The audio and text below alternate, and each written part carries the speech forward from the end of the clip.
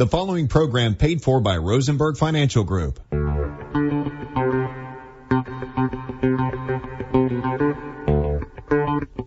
Providing live finance advice since 1993. It's time for Your Money with Steve Rosenberg, Sherri Goss, Randy Goss, and Becca Wilton. To participate in today's program, call 478-742-0940 with your financial questions and comments. And now, live from the Macon studios of News Talk 940 WMAC, it's Your Money.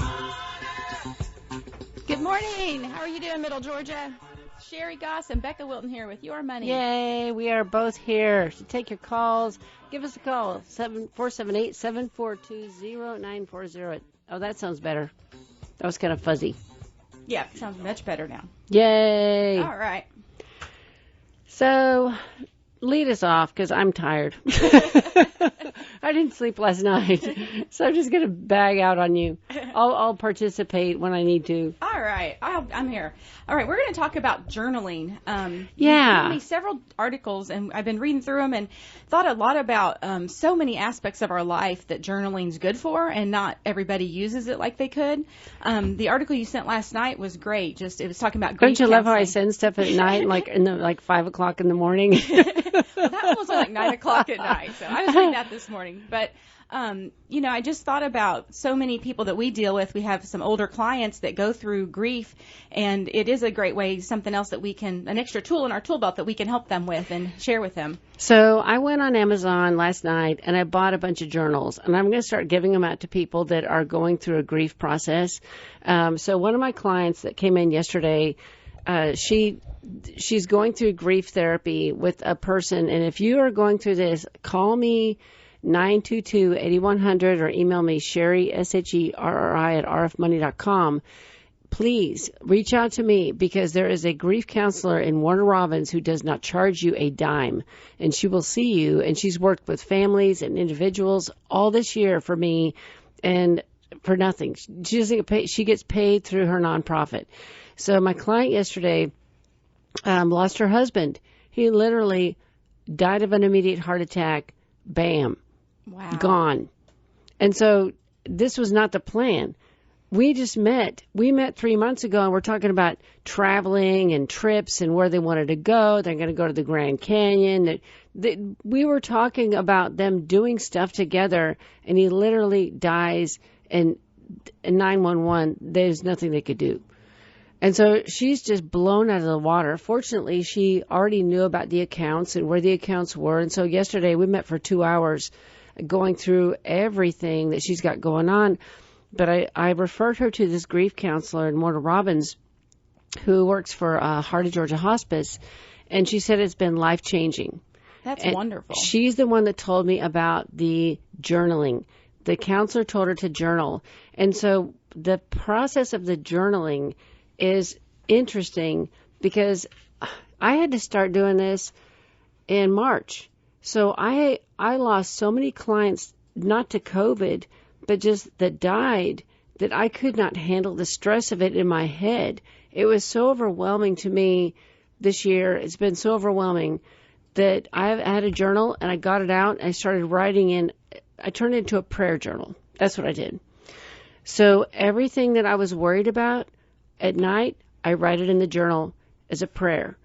And I'll go back through and I'll read through all of them and just give it up to God because I can't control it. I can't fix it. I can't do anything about it. And I'm telling you, the stress release for me has been huge. So what my client yesterday told me is that she doesn't understand it, but the journaling and the writing her feelings, she has a release. She has less stress. It's like a letting go, and it's just amazing. And so there's tons of articles out there about the benefits of journaling, about how it helps you manage anxiety, which was where I was. I was having a massive anxiety over people dying. I carried it around in my head. I couldn't let it go. It was horrible. Talks about reducing stress and managing anxiety and coping with depression. And I know a lot of people see a counselor to talk about that. But, in this article talking about the journaling, it's really nice that the people that don't want to, maybe they aren't ready to face somebody else and talk about it, the or journaling. They don't like it. It's too invasive for them. Right. I have a lot of people like that. Yeah. The journaling, you can really, it's for you. And I think some people, I was reading through these articles that some people are worried about other people are going to read it or your writing's not good. But to just be able to let go and realize it's just for you, and, you can hide it. No one's going to look at it. And it really can just be all about you. And so I think it can be a lot healthier for people than going to talk to someone sometimes if they aren't ready for that. Like you said, and anybody can do it. So I literally went on Amazon last night. I bought like 25. I'm going to start giving them out. I'm going to start giving them out to people. I should have done this before. I didn't know this was a thing, but I should have been giving them out to people. But I've got a woman coming in next week whose husband was 42 and just died of cancer. And she has 3 kids working, and she has 3 kids.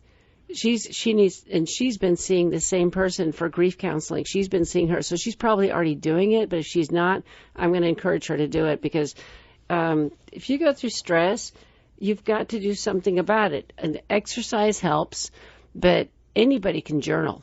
I mean, anybody can write in a book and write your feelings. So what I started doing back in March is just everybody that came to me with a problem that I can't fix, I would just put it in my journal. And I've got about 10 pages now of people that come to me with, I can't do anything about this, but here's what I'm dealing with, my business, my this, my whatever. I write it in there, and it helps me let it go. And it give it to God, because He's bigger than you, and you can't fix it, so maybe He can do it. Right. And it helps release it out of your head. You can't carry all this stuff around in your head. It's a big deal. So if you want some articles about that, we have a bunch of them. The one I liked is talking about how to journal and talking about writing every day, making it easy just to have it really handy. I've been through a couple groups that they really encourage journaling and talked about doing it like at night, kind of as a recap for your day. That's a good idea. If it's for your exercise, your meditation, your food journaling, grief, whatever it might be, just the stress, anxiety, to do that at night. And like you said, it can help you let it go before you go to sleep. Yes. I was reading about it, said that it can help people sleep. So that for people that are struggling to sleep, maybe extra journaling can help. But it just can help in so many different ways. How are we just now figuring this out? How is this just now a big thing? We've had journals, and we've had paper and pens for years. Well, I would imagine you're kind of like me. You've probably journaled throughout your life off and on. And one of the articles said that how many times do you buy a new crisp, clean journal and you write in it for like a week or so, and then it just sits on the shelf. So I have a lot that I have started. I have done that. Yes. And so I think a lot of us, we have good intentions, and we started out doing it, but then life gets hectic, just like with anything, with exercise or keeping track of anything. But so I keep mine on the place where we eat our dinner. It's on a little table in our loft. We eat our dinner, and I have a pen sitting on it. And so it makes it really easy for me to go in and write in the next person that I'm concerned about, that I'm carrying around in my mind, that does me no good, because I'm carrying them around in my mind. And so I can put the situation in there, and then I can anytime go back and read through all of them and pray for these people and let them go. Let it go. I can't even explain to you how helpful this has been for me, because I was a mess around March. I hit a wall of stress and anxiety over what people were going through and coming to me with, and the people dying. It was just horrible. I think, and then you also had a lot of people that necessarily didn't have deaths from COVID, but all the people that had been like in lockdown, these older clients have been in lockdown for over a year, and hearing their stories about not being around their family. And I think you take on a lot of that when you meet with them. I absorb it. It's like I absorb it. Yeah, it's like sponges. A sponge. Come see us. We'll be your sponge. So, this is really good. So we have some really good articles. If you want to learn more about journaling, give us a email, Sherri, Sherri, at rfmoney.com. I'll shoot you some articles, more than you ever wanted, and you can read about it and see how it might be able to help you. But I'm just way open to that, because I'm telling you, it has helped me a lot. Another area that article of journaling that we've talked about in the past a little bit, kind of financial. You've talked a lot about you and Randy when you were younger, having the sheet when you walk in the house and writing down what you spend. I think, we're going to talk about later some couples, but I think even individually, maybe if you have troubles with money or you are struggling to get it under control, to journal about that and, what's from your childhood has caused you maybe to spend a certain way, or why do you feel a certain way about money. Most of us have. Why do you want to do certain things? Right. And if why you do you think you have it, to be on a trip all the time? What is that about? I mean, what are you doing going on trips and spending money? What does that do for you? I mean, are you escaping? Are you really making memories? Is it really a release? What's it about? Yeah. We can start a whole thing Therapy. on this. Therapy time. Yeah, it's very good. So, yeah, that was keep track of your excellent. spending or anything. Outstanding. So, amazingly, Georgia opened up, or has ended up on the list of one of the top 10 states to retire. The number one state. It beat out Florida and Tennessee. I'm shocked. Come to Georgia, everybody. It's great down here. It says the affordability is huge and the weather is great. I thought about that, and I was looking at that. Is that true? I was like, it's so hot here, though. But then I thought, Florida is a 14 and Georgia's a 4. And so I thought, well, it's even hotter in Florida, but I guess they get the 14 because all those hurricanes. So that's not so good. And Arizona is 1. How is that possible? It's so hot out there, but it's dry. It's dry. It's not so humid like it's been here. And Indiana, where I'm from, is number 9. I was so excited to see that on the top 10. And the weather ranking 20. So I guess we have all the seasons, and it doesn't get super hot, and it's not like one of the most cold states out there. But so where I'm from, Idaho, comes in at the very bottom of the bucket because it starts snowing in May, and Halloween, and it starts thawing in May, and so you have horrible weather, you have horrible wellness somehow, terrible culture. How is this possible? It was great when I lived there. I don't know what this is about, but anyways, so. People will come to Georgia because they're ranked as high, and this is a big deal. And when people are looking at where they want to move, and this is a Bankrate.com article, and so people look at stuff like this and they choose where they're going to live because of ratings. So it is a thing. Well, so I was like, what makes that up? Like, you'd read the affordability and the weather, and they do a cost of living analysis. They look at home average prices, and they said the median home price in Metro Atlanta is $279,000. I kind of find that hard to believe. I can't believe. That must be a condo. And then it says the median price, like in Orlando, is $325,000. So if you compare those two, it's cheaper, Atlanta versus Orlando, their main cities. But it talks about the weather, that the tornado risk is low, earthquake risk is low. Warm average temperature, and it talks about culture, and it didn't rank as high on culture. Georgia didn't, but at least we have Atlanta. So then on the opposite side of that, I wanted to know what makes up the worst state, which is Maryland. Oh, so yeah. Nothing against Maryland. We don't, it's just on the report. And it says that they named it the worst state. High cost, mediocre scores on culture and weather, and crime was a big thing too for them. But it was really interesting reading through how they came up. They have a weighted average. So affordability was 40%, wellness was 20%, culture and weather were 15%, and crime was 10%.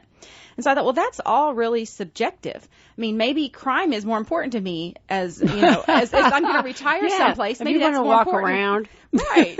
Or maybe I'm really into culture and that's more important, or I could care less about culture and it should be less important. So I thought it's kind of funny that this whole thing is based on those percentages. And then they said culture was determined using the number of arts, entertainment, recreation establishments, restaurants, and adults 65 and older per capita from the U.S. Census Bureau. So again, that's like they just came up with like numbers. Somebody out there just spent all this time, effort, and resources coming up with this whole big scale just so they could rank states. So the other thing, though, that was interesting was the tax breaks. And Maryland is one of the 7 states that does have a state tax. And so some states offer tax breaks for retirement income. So that could make a difference where you want to go. So Bankrate calculated crime using the rates of property crimes and violent crimes per 100,000 inhabitants. If I just go on Channel 13 every day and see who got shot last night. What part of Macon they got shot in. Yeah. It's like, I don't know how we rank so high. I don't know how we got away with that, but okay, I'll take it. Oh, and the last thing, the article on the ranking was from Clark Howard, and it said, one of my key rules is you should always rent first for 6 months or a year, or even 2 if you're thinking about relocating for retirement. Agree. It turns out if you don't like it, at least you're not all in owning a home that you've got to get rid of. And so we've talked about that the last week or so, about practicing where you're going to go if you like it there, and maybe rent a house. We aren't into RVs, but you could rent an RV and move over there and check out the culture and the crime and all that while you're there. And see if you really like it or not. So I had a client in this week, and she's frustrated because her mother left 10 properties to her in her will. Oh, goodness. And made her the management person over these properties for 10 years. And has she ever been involved with this before? No. It's one thing if you were doing it together and you... No, it was a surprise. So oh, wow. The mother died. She had 10 rental properties. So she made my client property manager over these properties for 10 years. And at the end of 10 years, her daughter, the granddaughter, gets to have the properties. So guess who's doing all the work? My client. Absolutely. I mean, I've never seen anything like this before.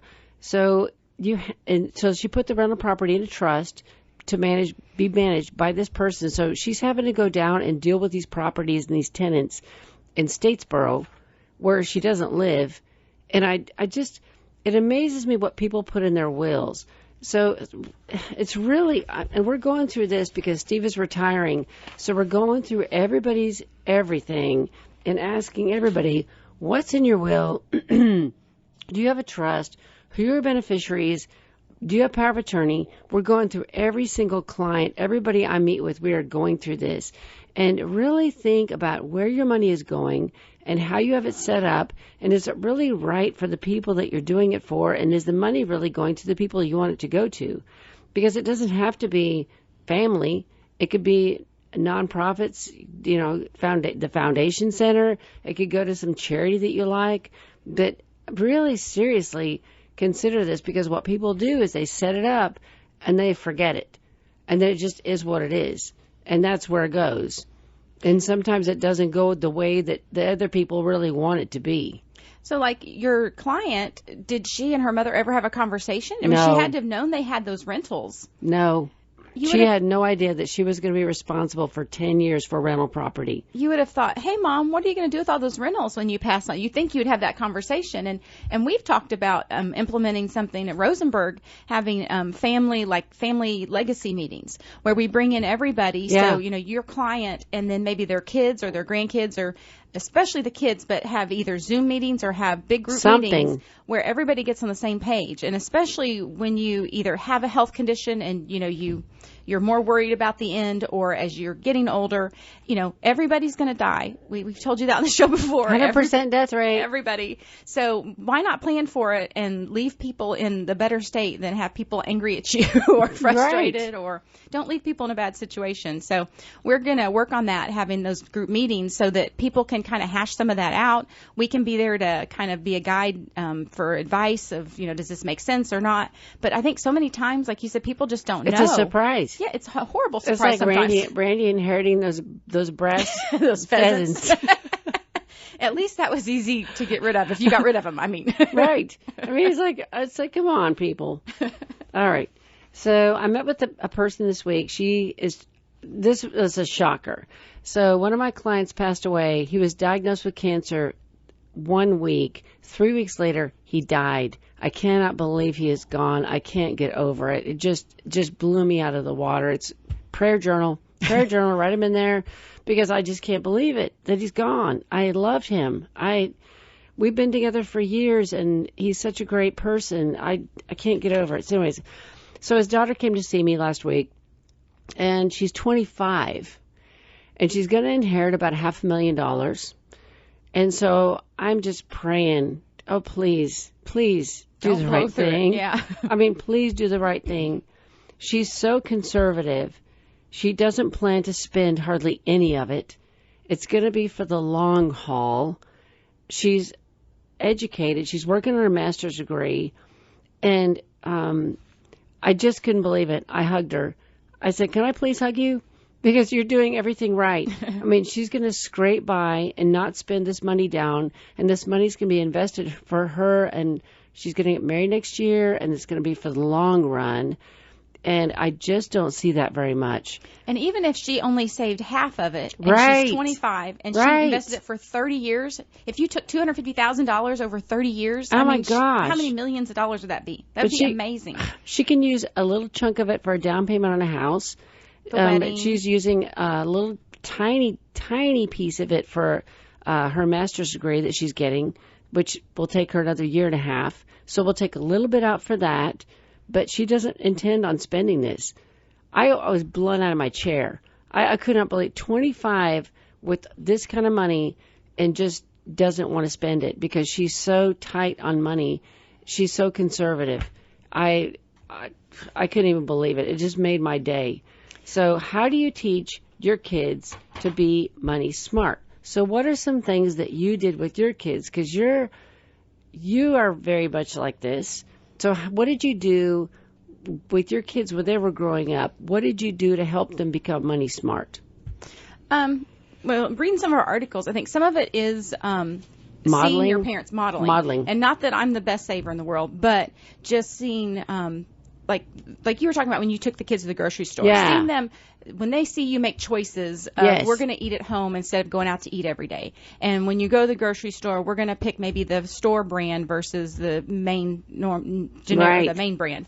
And just seeing some of those things, I've gone through doing the Dave Ramsey envelope, so we'll look at the envelope together. I was bad at that. But I was thinking through when I was young as well. I would need money for something. I'd get an idea in my head that I needed money for something, and so I would come up with a chore list. And I'd say, "Okay, Dad, you'll pay me $2 to vacuum the house, $1 to do the laundry, this, that." And so I'd have a whole list, and I'd give it to him, and he'd be like, "Okay." And so maybe it'd be $20 total, and I'd have all these things that I would do. And so, I had a goal, and so I was working for that. With my kids, we had more of, we would have, if you clean the toilet, you got this much. If the shower was this much, you swept, you dusted. And so they always had a list of if they wanted to earn, 50 cents or $1 or whatever. So they would work through it, and you'd have to inspect it. And I think that was one thing that was important, like going back and saying, no, it wasn't good enough, and making them do it again so they learn those skills. Because a lot of times that's important. You're like, okay, fine, that's good enough. Sometimes our yard might get mowed and it's kind of halfway done, and we're like, oh well, it got done, I guess. But to really learn life skills and to learn the importance of making sure you do a good job, because there's so many that's people what people out there. expect when you go to work. Yeah, they expect you to do a good job, to do your best foot forward. That's what you're training them for. I had a client that had inherited an IRA from his grandma, and I think there was about four grandkids. So he had 3 other siblings, and the 4 of them all inherited several different IRAs from this grandma. And I think one thing was even like an investment account, so they didn't have to do the inherited rules and all that, the IRA rules. But he was talking to me about it, and he still had 2 of the accounts, and he was in his mid-20s, and he's like, I'm going to save this. I want to leave this here and just let it grow. This one I'm trying not to even, pay attention to. But he did tell me that he'd taken one of the accounts and paid a big chunk down on his house. And so the house was paid off, and then they sold that house, and I think they're in Florida, so they, made a lot of money because Florida's real estate's usually pretty good. And then they were able to put it down, and he only owes like $50,000 or $60,000 on like a $200,000 house now.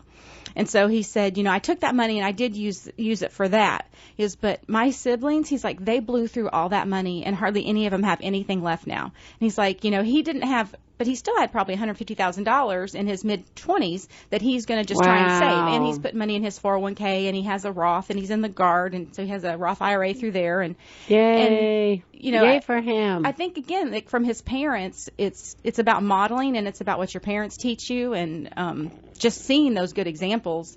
I had another client in this week, and he has, for his 18th birthday, his dad gave him $1,000 and opened up a Roth account for him. And so I think he this go is buy a a crappy idea. car like I did? I don't know. He went to the military, so he probably didn't even have a car for a while.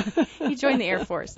But he started contributing to that Roth. And he's 30 now, so it's been 12 years, and he's got over $10,000 in Yay. it. And he has it set up where like $50 twice a month goes into it. And so he doesn't even think about it. And we were talking about it this week, and he said, well, I think I can up that to $100 twice a week. And so he's going to start putting more into it. But we just got into, how come he does such a good job. So he's 30. He has $40,000 in his checking account, which we talked about that. That's not the best place for it. Right. And his girlfriend, they've been together 5 years, and they're about to get engaged and married. And she has $60,000 in her savings account. And they're just both savers. And they both just do a good job of putting money back. Wow. And not living beyond their means. He's so excited that he doesn't have debt. And wow. It was really interesting. He spent about 5 minutes talking about the credit bureau. And, we get into that sometimes on this show. But he was talking about how he had a low score because he didn't have any debt. Well, he took out a credit card a year and a half ago, and he's 30, so he waited a long time. And he has, watched the score, and he knows when the credit cards report to the bureau, and so he knows knows that he needs to be under 30% credit utilization. So if he knows it's about Oh to my report gosh. between the 10th and the 16th, I love this guy. then he'll pay down the balance like an extra $50 or $100 to make sure he's under that 30%. Because he said one time when it was over, it was 6 points it took off that month. He goes, so I don't do that again.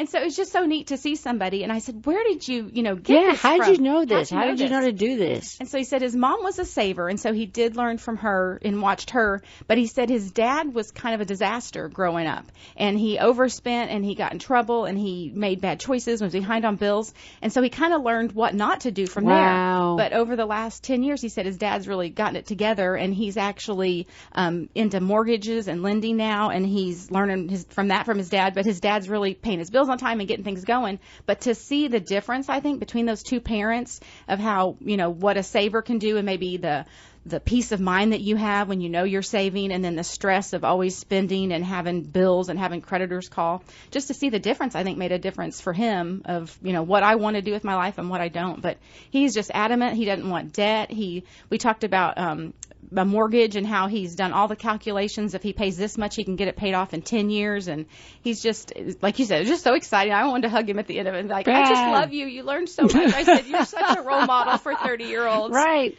Go spread it around. So if you want to give us a call and talk about any subject, 478-742-0940 is the number. You're listening to Your Money. Becca Wilton, Sherri Goss are here to take your calls. And so please, if you want to chime in, I'd love to hear if there's something you did with your children to teach them about money. I would love to hear your ideas, because we all have our own stories. And so one of our deals was when Preston, our son, hit 5, he had a chore.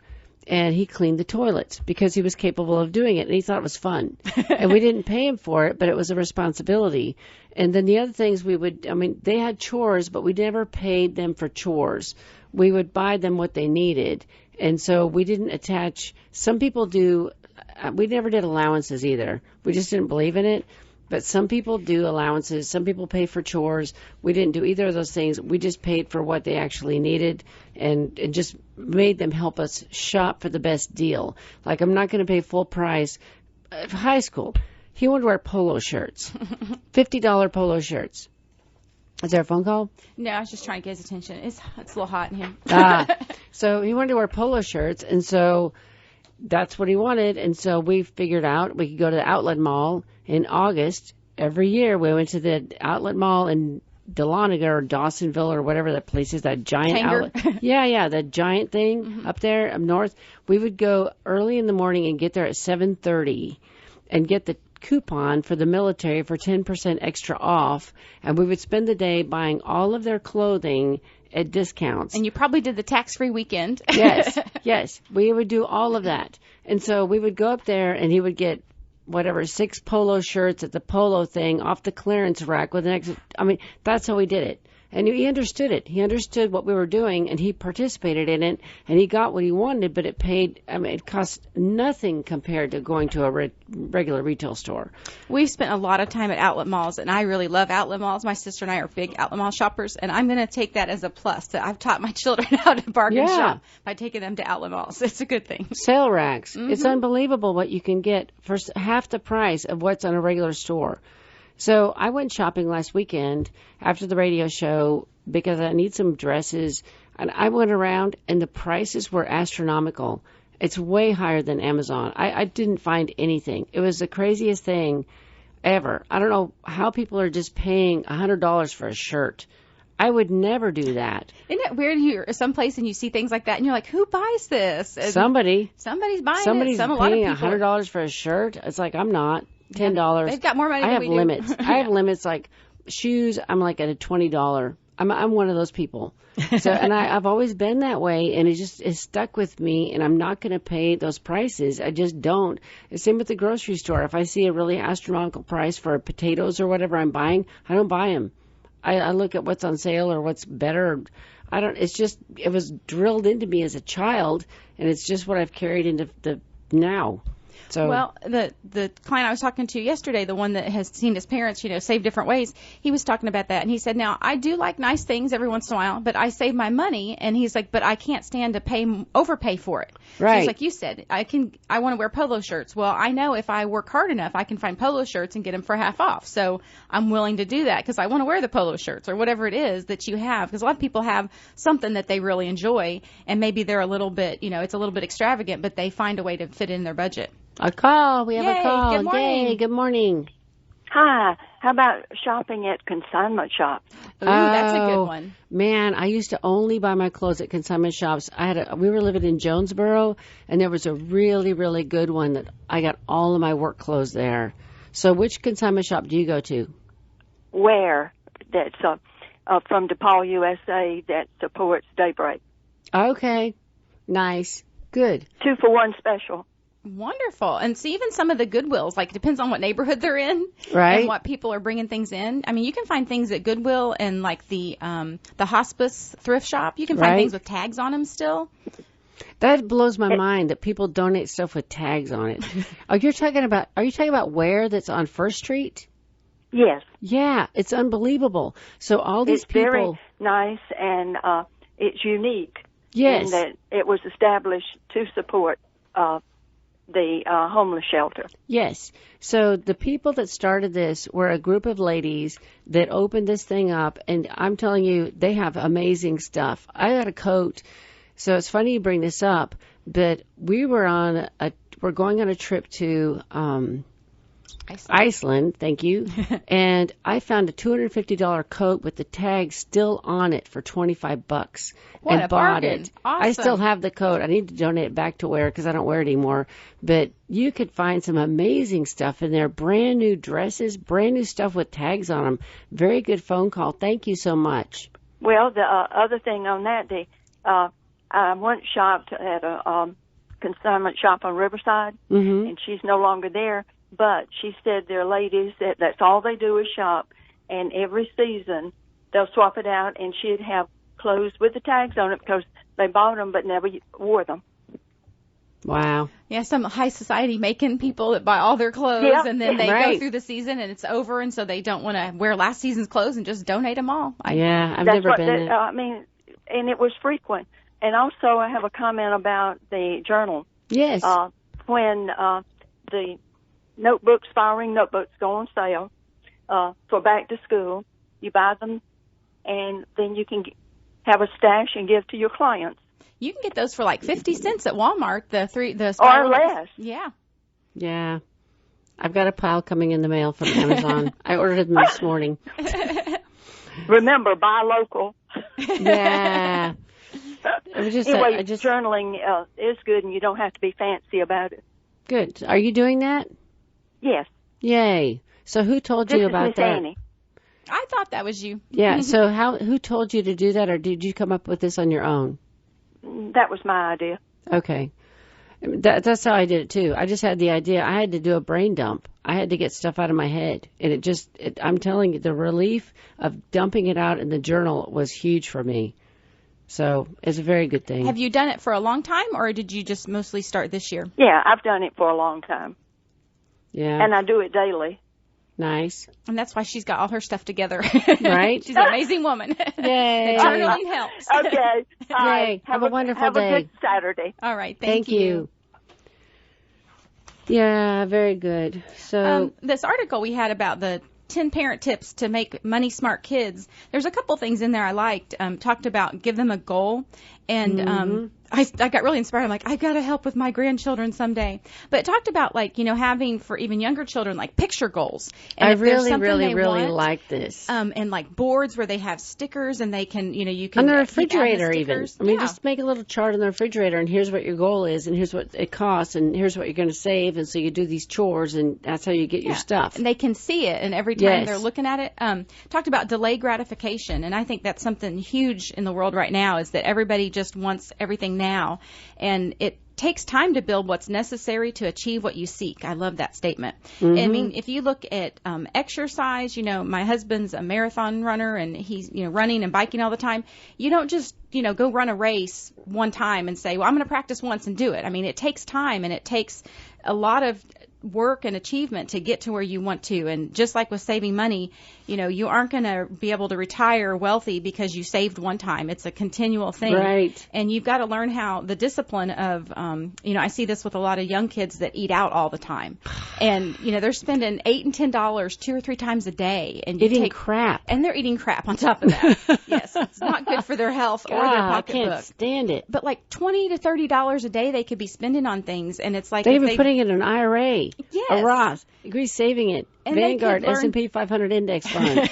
Delay gratification, to learn how to wait and to know that having some discipline now is going to make your rewards and the benefits much better later in life. I love this statement. So start small as you build the habit. Yeah. Start small. It's okay to start small. You don't have to have $1 million.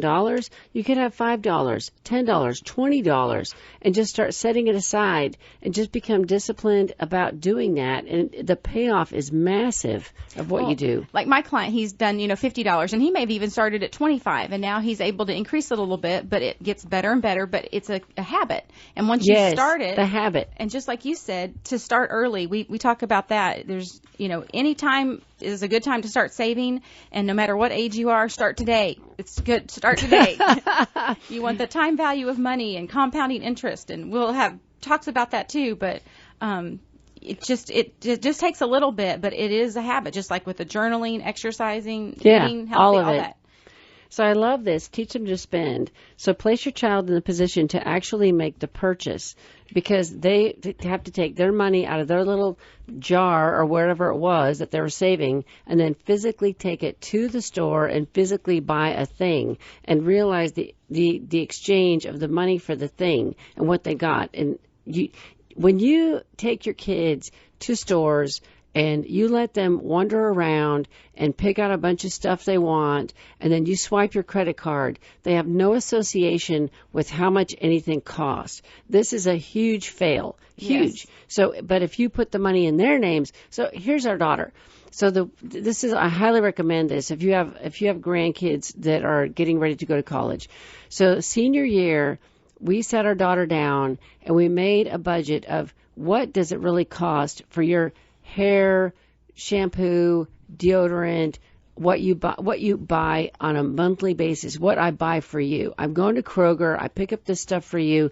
What does it really cost? What do you really need?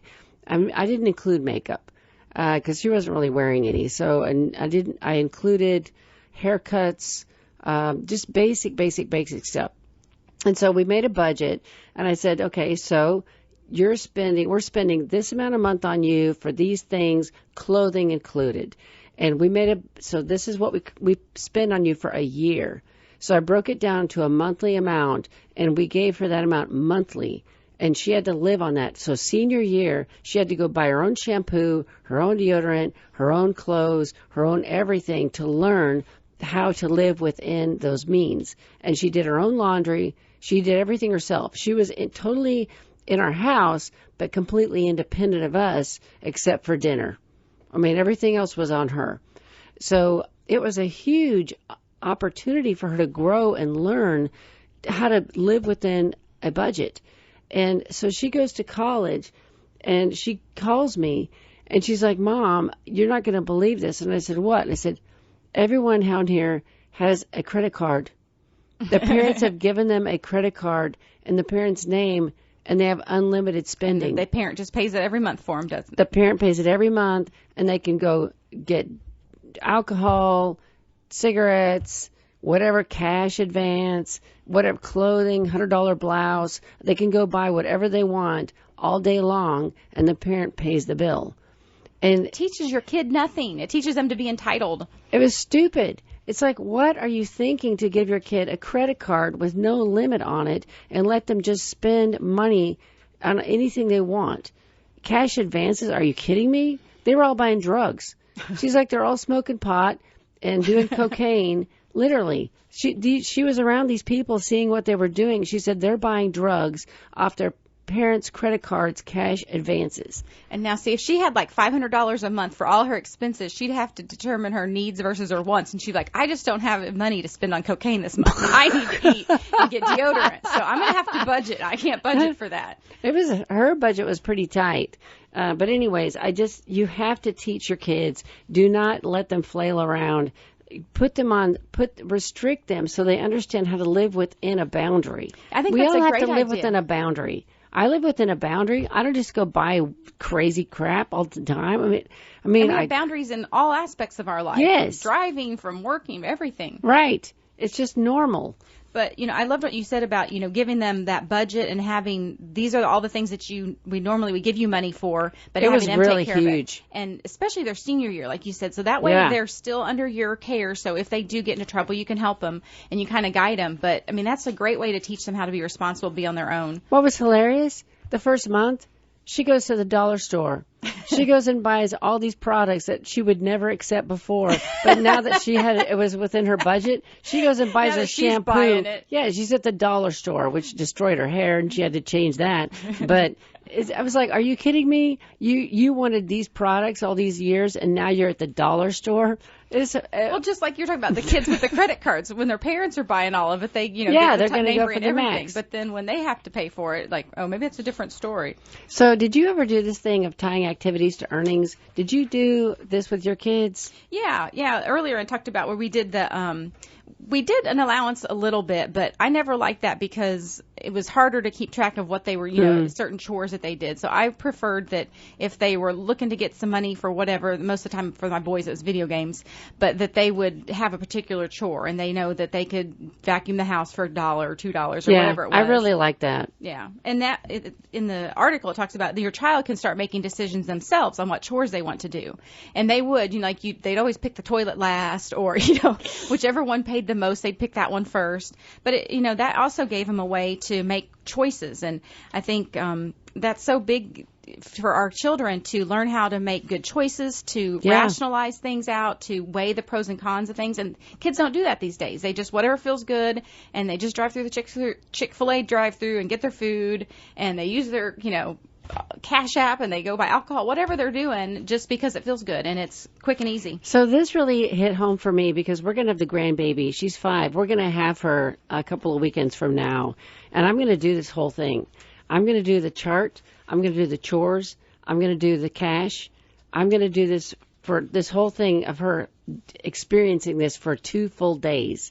This is going to be really fun. You could take her to the store beforehand and have her pick out something that she likes, and you could look at it and say, okay, this is $10, so this is what we're going to work towards, and then go for the 2 days and give her little things to do, like you said, do the chart and show her, and what a sense of accomplishment to know that she's helped around the house, that she's made an impact and a difference, and that she got what she wanted out of it. Right? Because we have issues where, you live in the house, do chores, take pride in the house, but, kids that, they just come and go and they don't really necessarily have that sense of ownership or pride, and this can help with that. I'm seriously going to do this, and what she's going to get is Urban Air. I already know what she's going to get. I'm not going to give her a choice.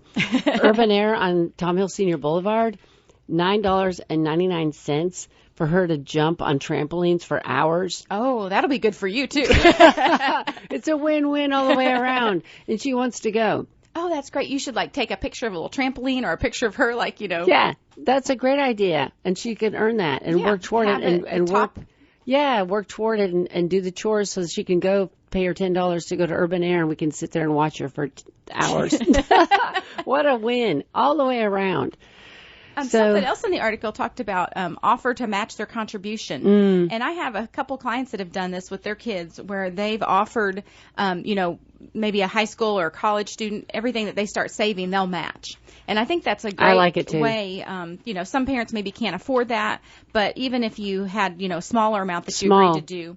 But to see your kids, because it says kind of think of it as a parent 401k type program where you're teaching them about the matching. Yep. And, we have so many clients that don't take full advantage of the matching. And anytime, I'm meeting with somebody, we go over that. Are you making sure that you're taking full advantage of that? Because your company is giving you free money, and you have the opportunity to sometimes double what you're putting in from the company. And so it teaches your kids, like, they may have gotten $5 and they saved that. Well, all of a sudden they have $10 now. And to start early to understand that, so when they get to their employer, they can jump right into the 401k. Yay. Very, very, very good. If you have any questions about your 401ks or anything like that, come visit us, Sherri and Becca at Rosenberg Financial Group. We do complimentary consultations. You can come visit us. We do Zoom meetings, phone calls, just any questions you have. And you don't have to turn into a client necessarily. We have some people that come visit us every 2 or 3 years just for checkups, kind of call them financial checkups or financial audits. But we're happy to help however we can. I had a client this week that sent me a screenshot of her TSP. And, I looked at it and she's like, hey, I had like a 20% return for the year. And I was like, well, that's pretty good. And she said, but I'd like a little bit more because the market's been doing so good. And I said, well, you've got 25% of your money in the G fund. And then this L fund you have actually has another 25% of that L fund that's in the G fund. So half of your money is in the G fund. And she said, well, I switched that. And I said, well, and she sent me the whole thing. And there's 2 sections on the TSP, the part that's already in there and how that is allocated out, and the part that's going into it. And so I did a video this week that I'm going to post next week on LinkedIn that talks about to make sure that you actually pay attention to both sections. Because a lot of times people will go in and change their future contributions. Yes. And so they changed it to something maybe more aggressive, and they don't have money going into the G fund, the new money, but they left what was already in the account one way. And if that was their intention, that's fine. But a lot of times, and she even said, well, I really thought I changed it in both spots. And I'm like, well, you didn't. And she's like, well, I guess that's my technical problems. But, sometimes that can be a big miss, because she's had 50% of hers in the G fund, and last year turned out to be a good year for growth. And she could have had, a higher return on that, but she didn't go back and revisit it. So here's the other problem. So our son was working on base, brand new job, out of tech school, out of military training and all that. And so I called him and I said, you're contributing to the TSP, right? You're signed up for that. And he goes, yeah. I said, what are you in? He goes, I'm in the G fund because everybody tells me the market's really bad. I was like, you're 25. No. It might be bad now, but it'll be good eventually. Right. You're buying low. You're buying in low. I mean, you're 20. I don't think it was 25. It's probably 21.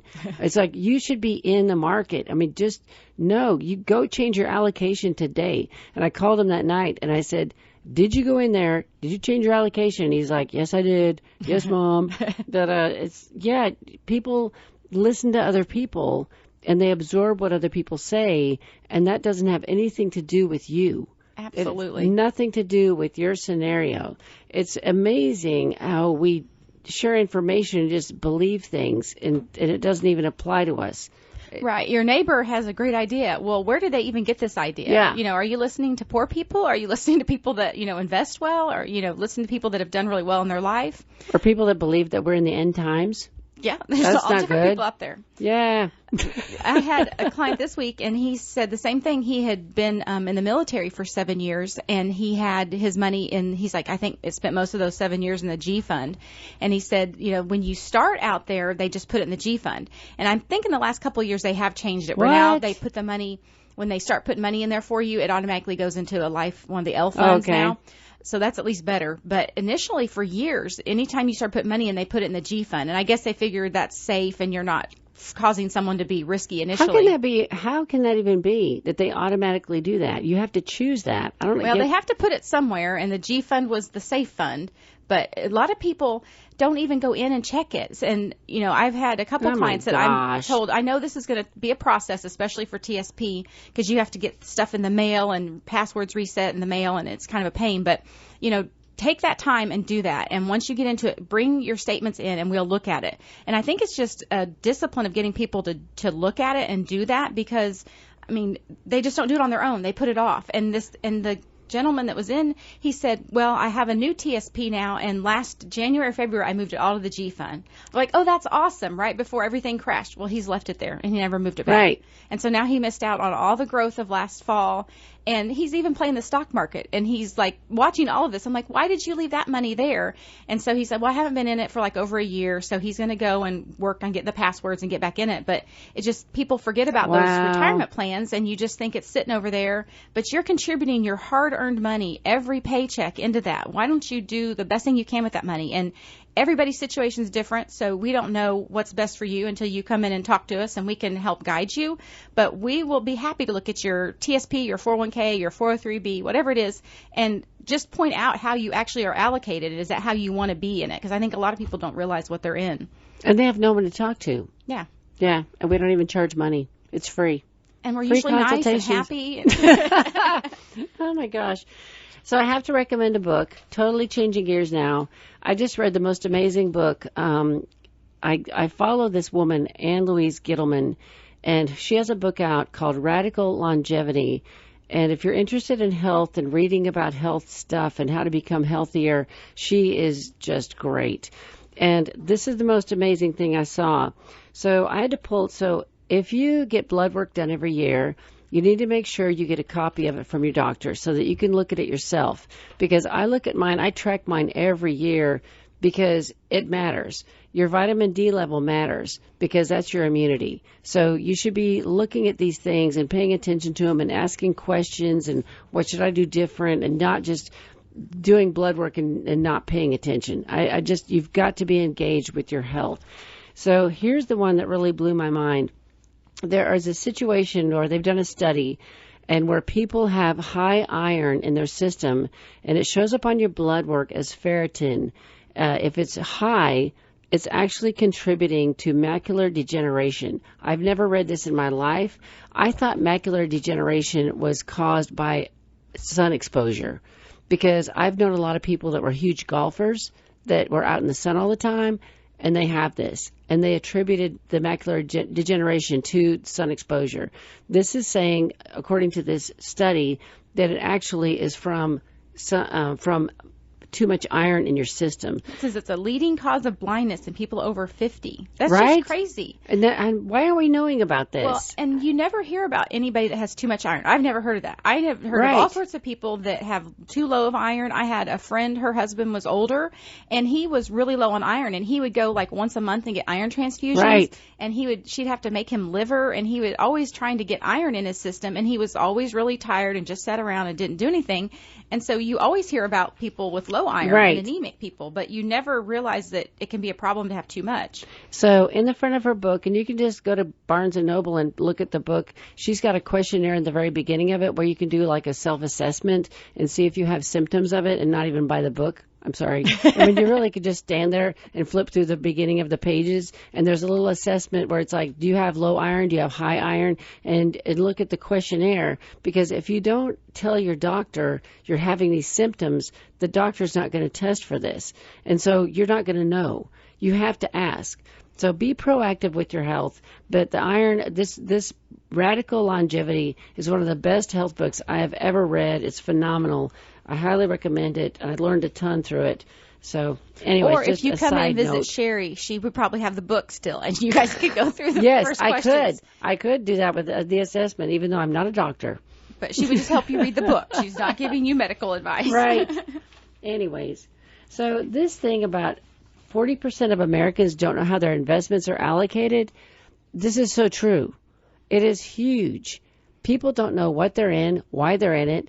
They get into something, they never look at it, and we see a lot of people who are getting ready to retire, and they're just like, here's where I am, and I don't know why I'm in these things. And not sure how I got here.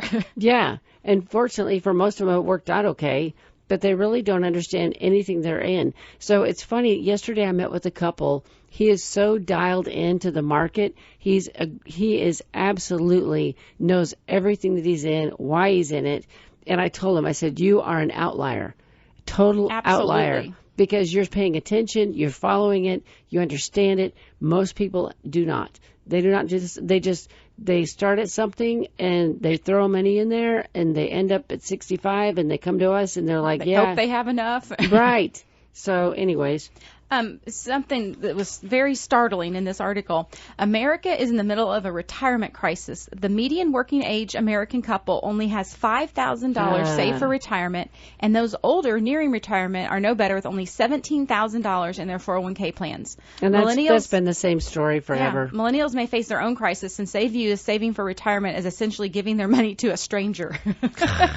Oh, my gosh. So come and see us. We would be happy to sit down with you, look at where you're at, the track you're on, help you get in a good direction to make sure you're making the most. Like I said, you work so hard for your money. Make sure that you're making your money work for you and you're doing the best thing you can with your money. And go to our website, retirerelax.com, and download the special report, Can I Afford to Retire?, which walks you through the whole thing of how to figure out, can you afford to retire? I mean, the numbers and how to do it all.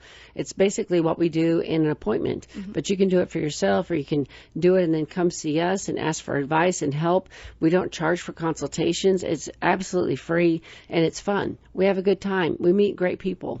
So please come and visit us. Like she said, see our website. There's videos on there, a lot of special reports about a lot of different topics.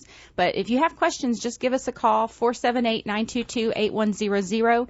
Email either one of us for an appointment, for just a question, anything as a follow-up from the radio show today. It's Becca, BECCA, at rfmoney.com, or Sherri, SHERRI, at rfmoney.com, and we will get back to you. No spam, please. Yeah, don't send me your funny old spam jokes. That's awesome. Yeah, so we meet a lot of really nice people. I never knew what it was going to be like getting into this business, but I meet so many wonderfully nice people every day that are working hard and doing the right thing and raising their kids right and it's inspiring. I mean, really, honestly. But anyways, okay, we're closing out. CT's waving his hand around. Weekend. Thanks for listening. Yay.